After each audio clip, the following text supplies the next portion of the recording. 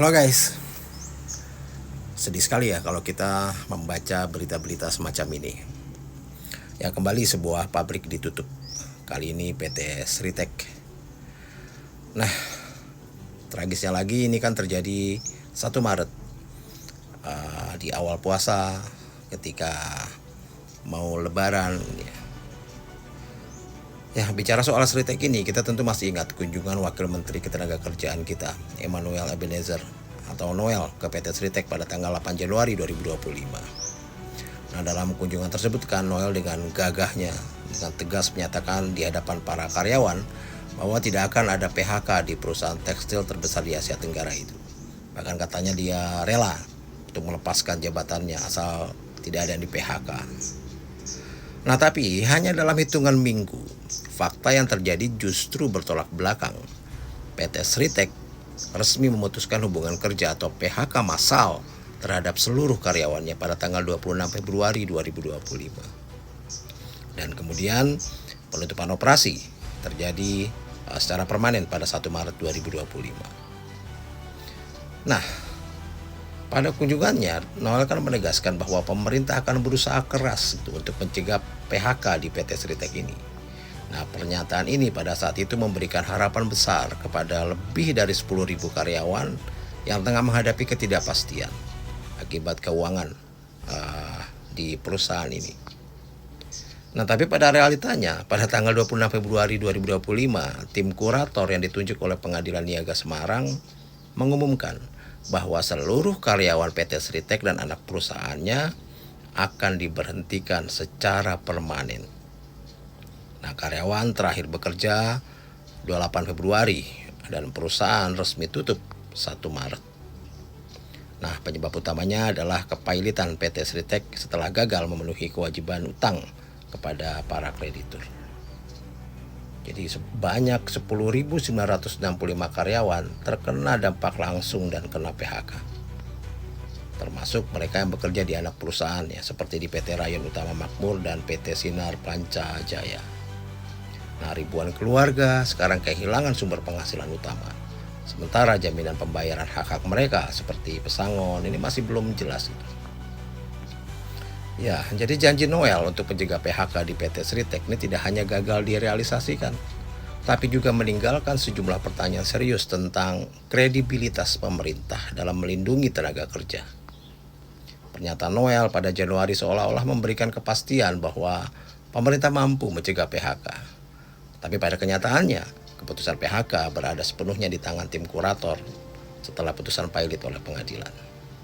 Lalu apakah janji tersebut hanya sebatas lip service saja untuk menyenangkan dan sedikit menenangkan keresahan karyawan saat itu tanpa didukung oleh langkah-langkah konkret dan nyata? Ya, sampai saat ini pun tidak ada penjelasan rinci dari pihak pemerintah tentang langkah-langkah apa saja yang telah dilakukan untuk menyelamatkan perusahaan atau untuk melindungi hak-hak pekerja sebelum keputusan pailit dijatuhkan.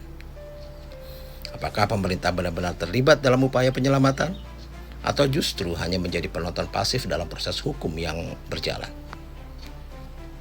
Ya, janji Noel tidak hanya gagal diwujudkan, tapi juga menciptakan harapan palsu bagi ribuan karyawan yang kini merasa dikhianati. Bukannya memberikan solusi nyata, pernyataan tersebut justru memperburuk rasa frustasi dan ketidakpastian di kalangan pekerja.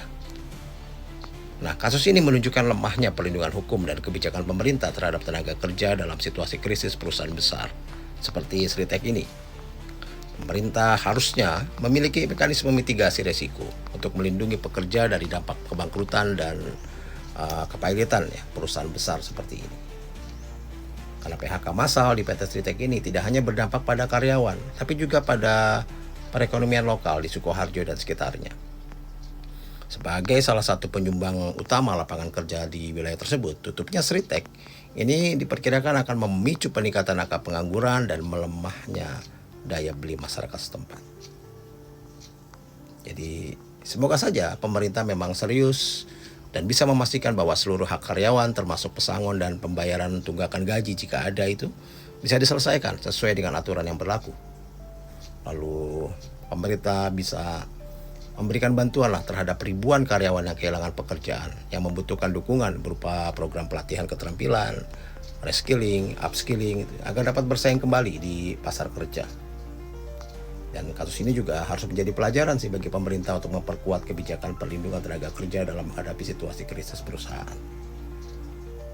Ya, jadi kasus ini kembali menjadi bukti nyata bahwa janji tanpa tindakan konkret ya hanya akan jadi omong kosong belaka, hanya menciptakan harapan palsu dan memperburuk kepercayaan publik terhadap pemerintah. Wamenaker Noel ini harusnya bertanggung jawab atas pernyataannya.